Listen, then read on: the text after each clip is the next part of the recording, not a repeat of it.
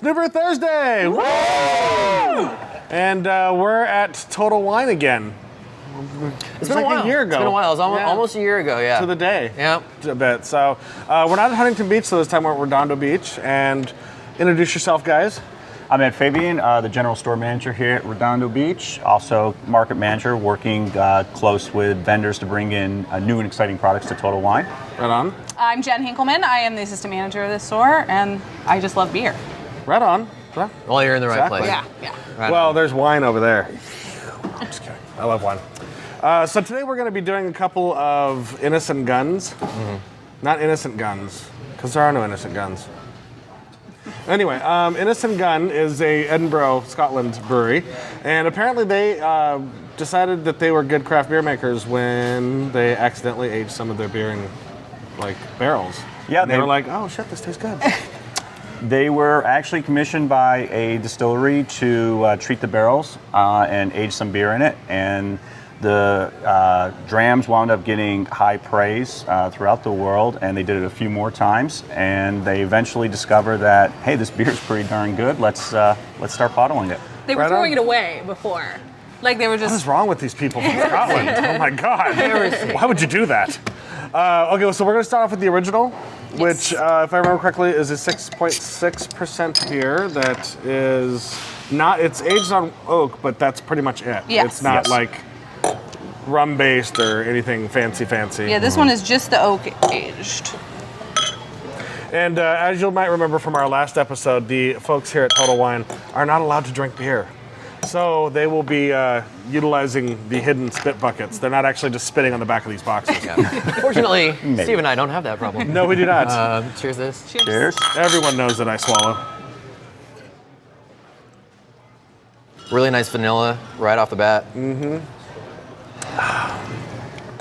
Oh yeah, that's a lot of oak, definitely. Definitely a lot of oak, but it doesn't feel like a heavy beer like some Right. oak aged Yeah. beers can be. It's very light. And given the color and whatnot, it's a little bit of a palate shock because I expect it to be a lot lighter, a lot like cleaner, whatever.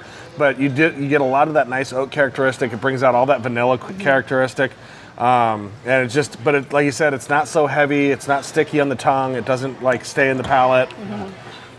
So yeah, that's Yeah, it's got a nice cleansing where you actually want another sip, and after that, another bottle. It's nice and two. fluffy. Yeah. fluffy. That's a good Yeah. word for it. Yeah, the mouthfeel very It fluffy. is. It's got a decent amount of body to it, and the carbonation. It's just kind of. It's very soft.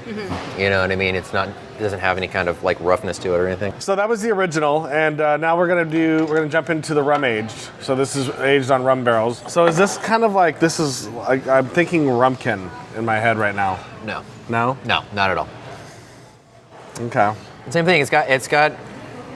It's distinctly British, which I like, or Scottish, but it definitely has that nice kind of. They would put their kilts on. They would kill me. But what I'm saying is, it has the kind of like regional yeast profile where it's got a nice like fruitiness to it, which is pretty common throughout at least these two so far. Generally, when you think of a rum aged beer, you're looking at something that's in the 9 to 10 category, Right, yeah. ABV wise, and this is 6.8. 6.8, yeah. So I mean, it's very low alcohol for what it is, but you're getting a lot of that flavor, a lot of fruit notes, like the winter fruit notes. Yeah. You're getting all that flavor without the heavy, like I'm drinking rum at 8 a.m. like, feeling. So I don't do that most of the week.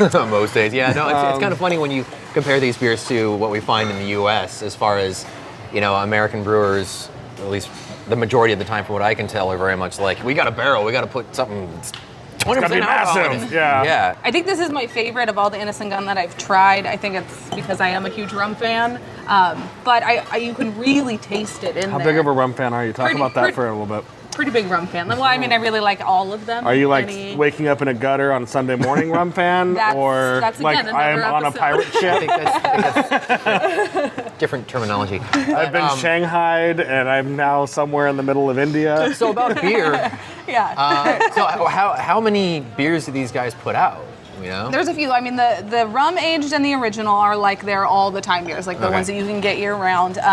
The next one we're going to try, the Bourbon Aged Stout, is just special for this pack. They have a Canadian cherry wood aged. There's an Irish whiskey cask. These are all like seasonal and special released ones that we get every once in a while. Right. But I mean, I think I've tried maybe 6 or 7 different Innis Gunn beers, and we have that many. I mean, there's a spiced rum, there's a Orloso cask, there's many. So the last one that we're going to be doing is the Bourbon Aged Stout. Bourbon Stout. This is 7.4, so again, not going to be a palate smasher, but Well, and you can tell by the SRM and that it's not like a Black Tuesday. it's not going to be like Type crazy of beer. imperial Right. type thing. Yeah, Bourbon County or whatever. Thank you.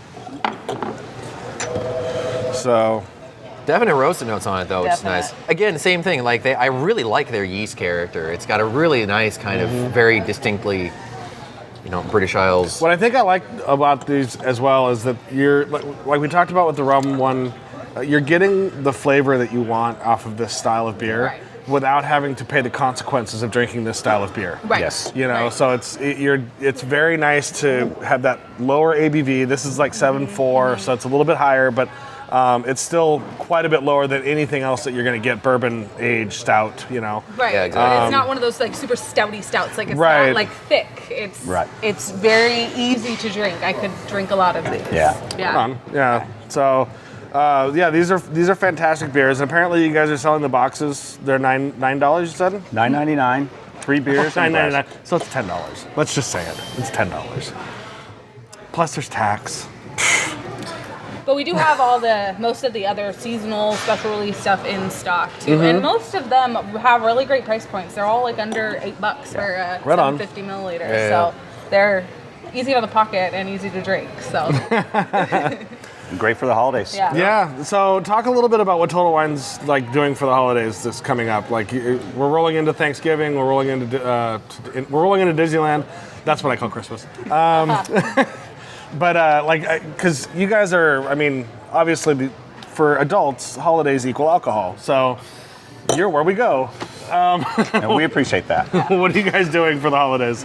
Well, we ramp up obviously this time of year. This is actually my favorite beer time of the year, between the Oktoberfest and the pumpkin beers that come out, and then the winter and holiday brews. So we ramp up with those for the holidays. Our platforms change over. We do special end displays, change packs. over gift packs, Lots of gift big packs. time Many gift packs. We yeah. actually will select and make 4 of our own distinct gift packs. We have a 24 assorted craft brews. We do 8-bottle beers of the world, 8-bottle craft microbrews, and then a 6-pack sampler that are great, where we pick beers from around the world and they make great gifts, and even our regular customers love to come in because it's a sample. Right on. And you guys know of our single aisle where you can shop in, make your own 6-packs.